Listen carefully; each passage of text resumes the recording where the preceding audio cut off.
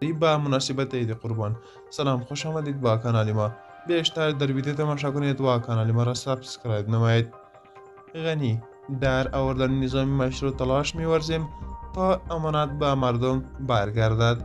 او حل مسائل کنونی افغانستان را فراتر از توان طالبان و سیاستمداران خواند و گفت طالبان با ضعف سیاسی و سیاستمداران با بیفکری مواجه اند.